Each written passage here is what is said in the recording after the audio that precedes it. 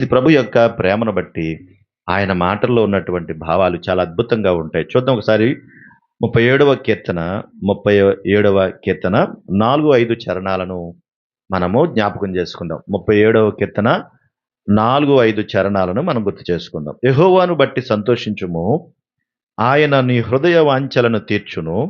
నీ మార్గమును యెహోవాకు అప్పగింపుము. నీవు ఆయనను నమ్ముకొనుము, ఆయన నీ కార్యము నెరవేర్చును. ఈ మాట భక్తుడైనటువంటి దావీదు గారు తన యొక్క జీవిత కాలములో ఎన్నో కీర్తనలు ఆయన రాశాడు. తన జీవిత అనుభవాల నుండి అనేక విషయాలు చెప్తూ వచ్చాడు ఆయన. అందులో భాగంగానే ఈ కీర్తన కూడా రాస్తా ఉన్నాడు.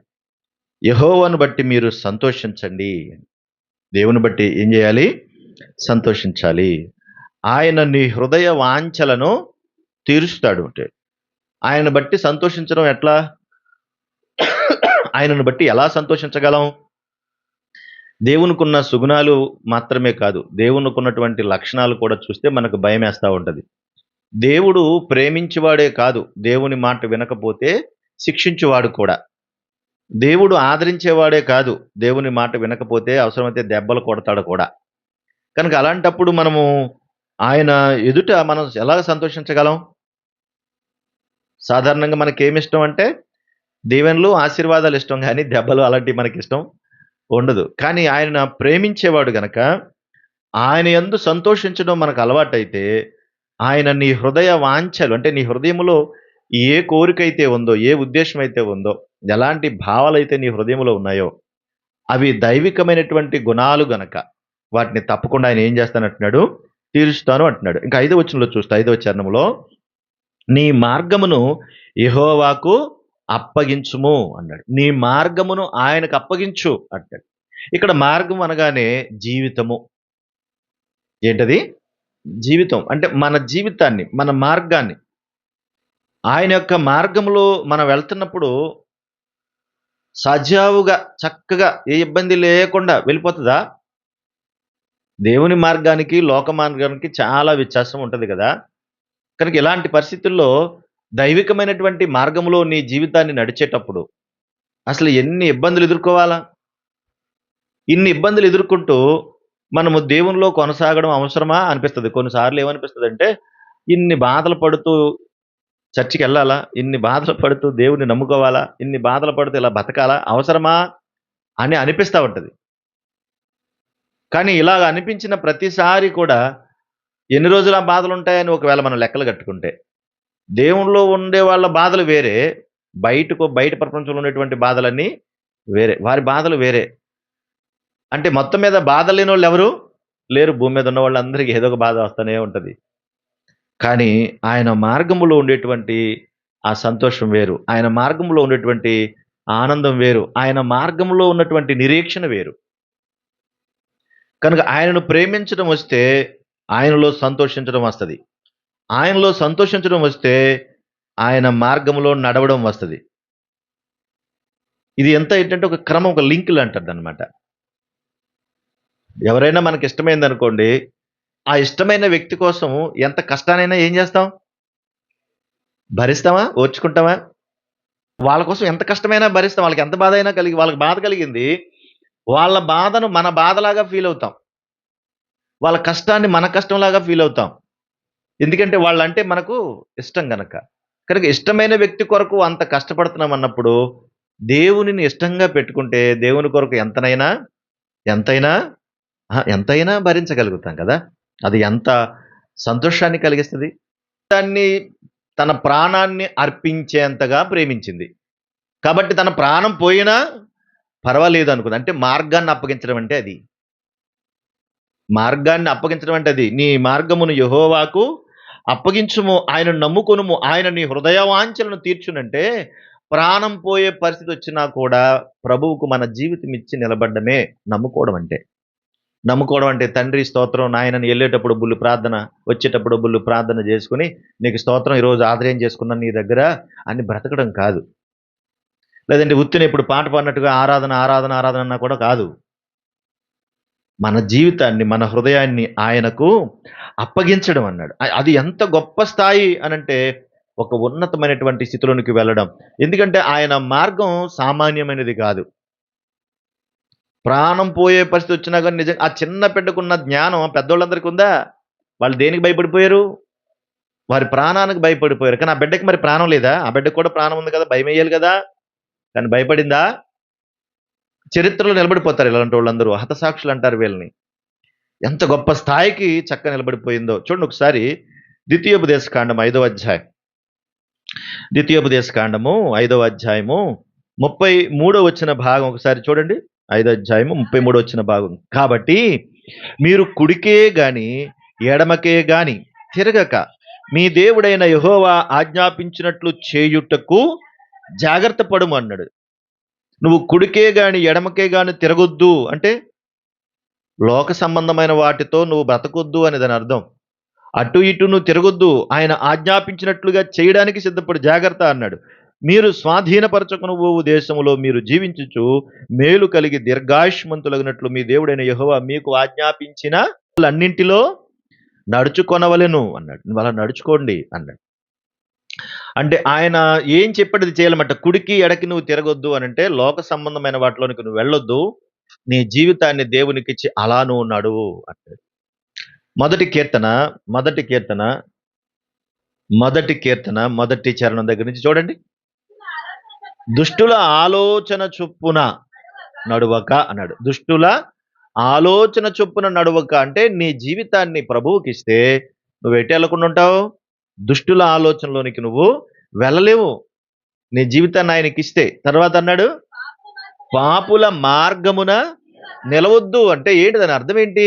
పాపుల మార్గం వేరే అంటే వారి జీవితం అంతా వేరే.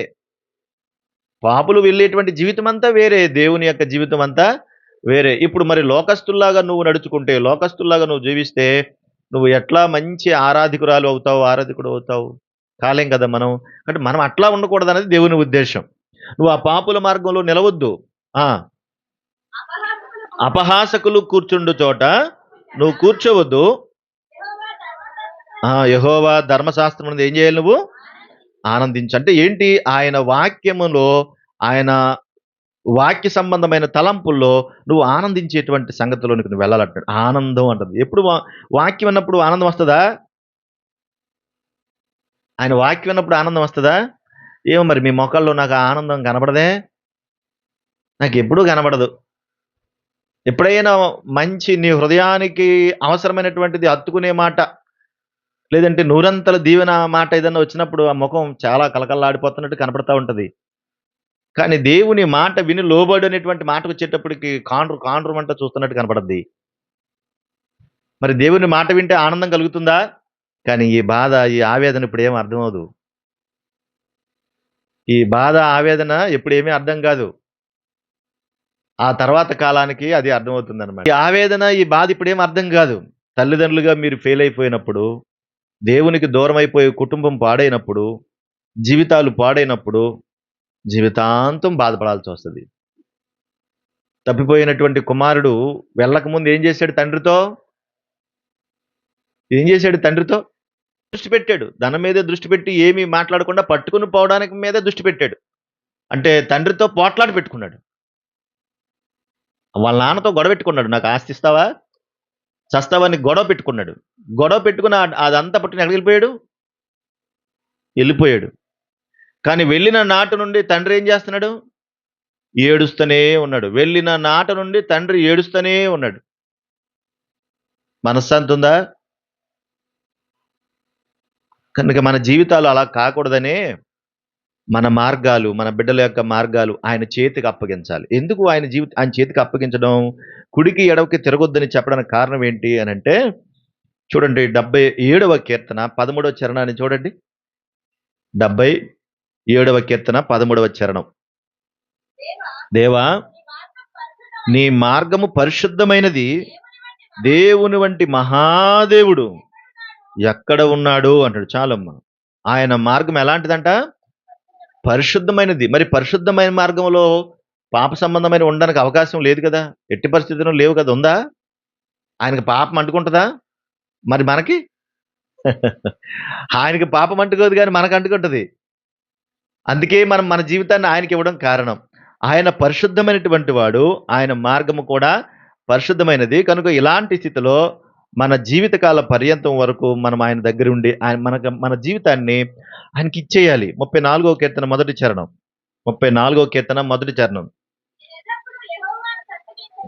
నేను ఎల్లప్పుడూ యెహోవాను సన్నిధించదును, నిత్యము ఆయన కీర్తి నా నోట ఉండును. ఈ మాట చెప్పడానికి చాలా ఇబ్బంది అయిపోయింది దావీదుకి.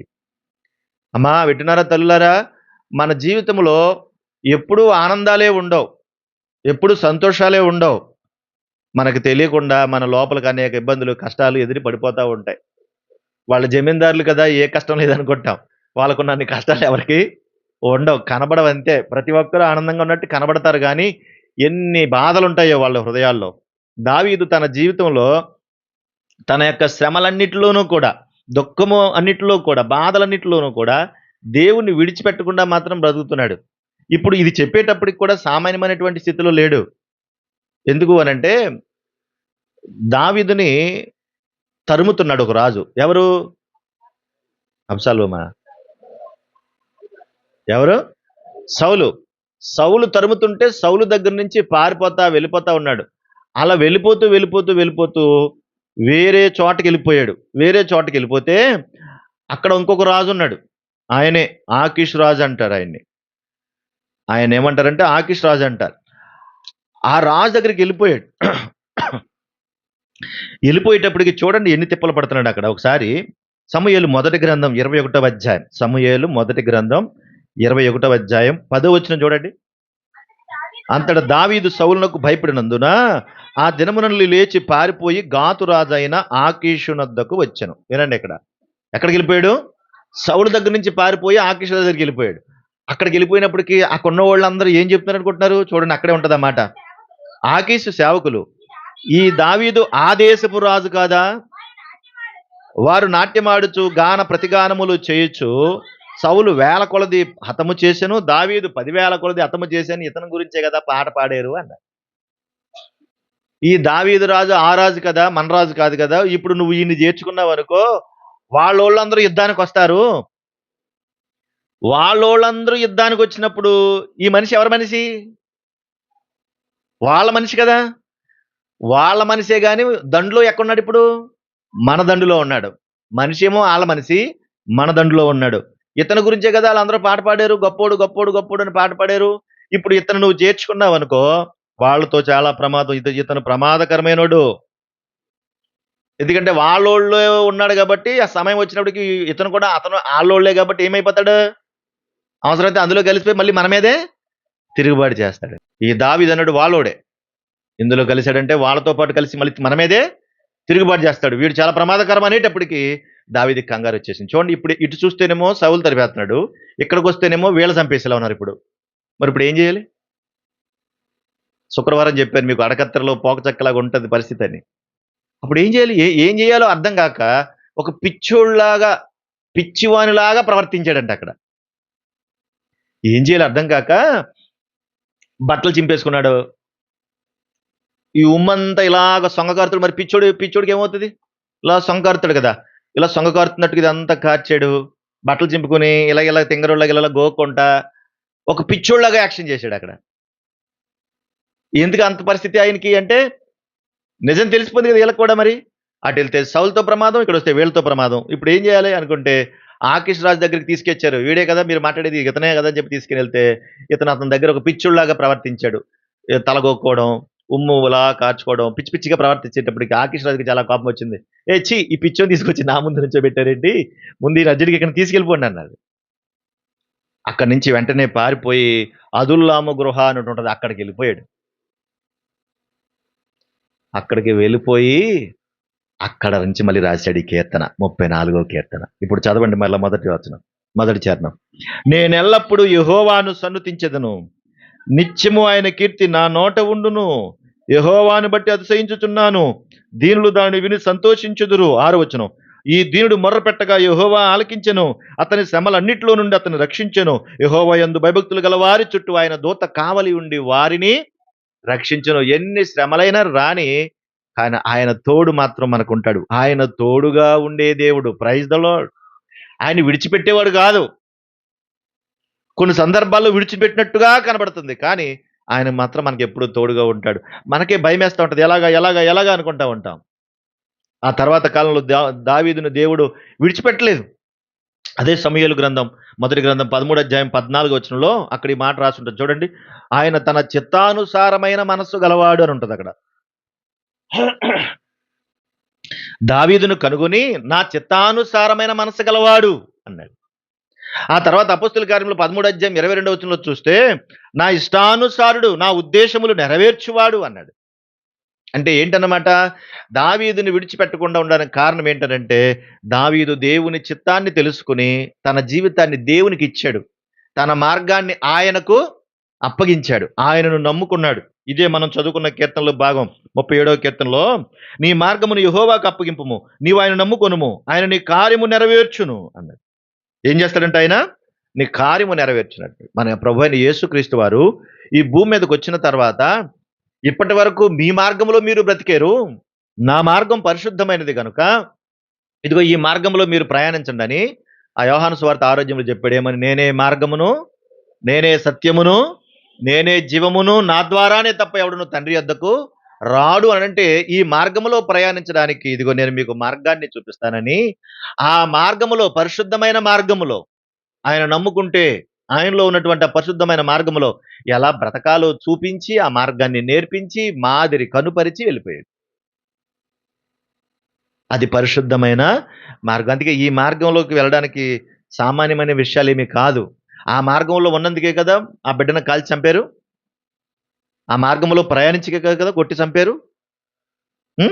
ఎంతమందిని చంపారు అట్లాగా. మరి ఆయన మార్గంలో మాట్లాడడం, నిలబడడం తేలికైన విషయమేమీ కాదు. దాని కొరకు మన జీవితాన్ని త్యాగం చేయాలి, మన సమయాన్ని త్యాగం చేయాలి. ఎందుకంటే ఇది పరిశుద్ధమైనది, జీవము కలిగినది, ఆయనకిష్టమైనది, ఆయన చిత్తమైనది గనుక ఆ మార్గములో ప్రయాణించామంటే మళ్ళా తప్పుకునే అవకాశం ఉండకూడదు. మరలా ఆ మార్గాన్ని విడిచిపెట్టే పరిస్థితే ఉండకూడదు. పౌలు గారు అదే అన్నాడు, బ్రతుకుట అన్నాడు. మరి మీరు చెప్పండి ఆ మాట. పక్కోళ్ళని చంపకుండా ఉంటే చాలు. మీరు పక్కోళ్ళని చంపకుండా ఉంటే చాలు. కానీ ఏం చెప్తాం ఇక్కడ? బ్రతుకుట. మాట చాలా తేలిగ్గా చెప్పావు, కానీ నువ్వే 10 మందిని చంపేస్తావు. నీ మాటల చేత, నీ చూపుల చేత, నీ పనుల చేత 10 మందిని చంపుతున్నావు. నీ వల్ల ఎంతమంది చచ్చిపోతున్నారు? అప్పగించడం అంటే అది కాదు. యేసుక్రీస్తు మార్గం పరిశుద్ధమైంది గనక ఆయన బ్రతికించాడా చంపాడా? బ్రతికించాడా చంపాడు ఆయన? ఇలా బతుకున్న వాళ్ళని చంపుతున్నారు, ఆయన చనిపోయిన కూడా బతికించాడు. ఆయన బ్రతికించేవాడు. Praise the lord.